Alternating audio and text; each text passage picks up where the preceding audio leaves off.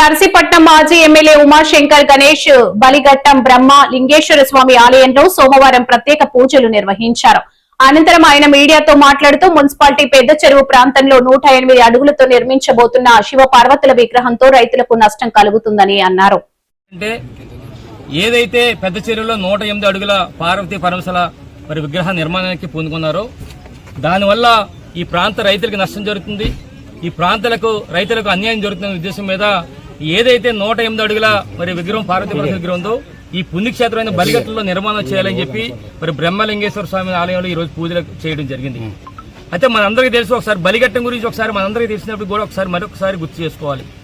ఈరోజు ఆంధ్రప్రదేశ్ రాష్ట్రంలో ఎన్నో పురాతన ఆలయాలు ఉన్నాయి. అందులో మన బలిఘట్టం బ్రహ్మలింగేశ్వర స్వామి కూడా ఆలయం ఒకటి. అయితే దీని ప్రత్యేకత కూడా ఒకటి ఉంది. ఏంటంటే ఏదైనా సాధారణంగా నదులు తూర్పు వైపు ప్రవహిస్తాయి. అక్కడ కాశీలో గంగానది అయితే పశ్చిమ దిశగా ప్రవహించడం జరుగుతుంది.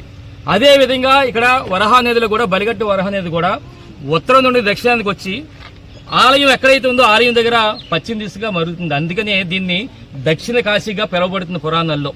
అలాగే ముఖ్యంగా చెప్పాలంటే ఆనాడు పురాణాల ప్రకారం బ్రహ్మదేవుడు స్వయంగా వచ్చి శివలింగాన్ని ఇక్కడ ప్రతిష్ఠించి పూజలు చేసేవారని చెప్పి పురాణాలు చెప్తుంది. అందుకనే బ్రహ్మలింగేశ్వర స్వామి ఆలయం అని చెప్పి పేరు రావడం జరిగింది. దీంతో పాటు గర్భాలయంలో శివుడి తాలూకా చాలా ఆకర్షణీయంగా ఉంటుంది.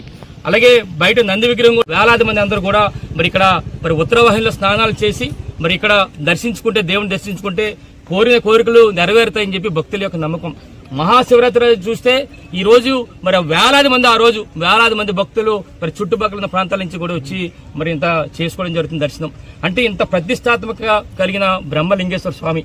ఈ స్వామితో పాటు ఈ పక్కనే లక్ష్మీదేవి ఆలయం ఉంది, పక్కనే శనీశ్వర ఆలయం ఉంది, ఈ పక్కనే అన్నవరం దేవస్థానం ఆలయం ఉంది, పాకలపాడు ఆశ్రమం ఉంది. అంటే ఇదంతా కూడా ఈ ప్రాంతం అంతా కూడా బలిఘట్టం ప్రాంతం అంతా కూడా ఆధ్యాత్మిక ప్రాంతంగా గుర్తించబడింది.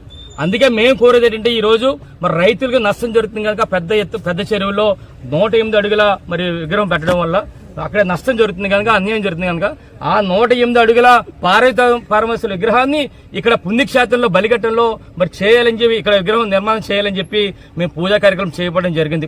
అయితే ఈ విధంగా ఈ బలిఘట్టంలో 108 అడుగుల విగ్రహం పెట్టడం వల్ల ఏంటంటే ఈ ప్రాంతం అంతా కూడా పర్యాటకంగా ఎంతో అభివృద్ధి చెందడమే కాకుండా ఈ ప్రాంతం అంతా కూడా ఆర్థికంగా ముఖ్యంగా చిరు వ్యాపారస్తులందరూ కూడా ఎంతో బలపడతారని చెప్పి సందర్భంగా తెలియపరుస్తూ అందుకనే మేము అందరం కూడా కోరేది ఏంటంటే రైతులకు అన్యాయం జరుగుతుంది, రైతులకు అన్యాయం జరగకుండా 108 అడుగుల విగ్రహాన్ని పెద్ద చెరువులో పెడుతున్న విగ్రహాన్ని బలిఘట్టమైన పుణ్యక్షేత్రంలో ఏదైతే సృష్టి క్షేత్రం అంటున్నారో ఆ సృష్టి క్షేత్రం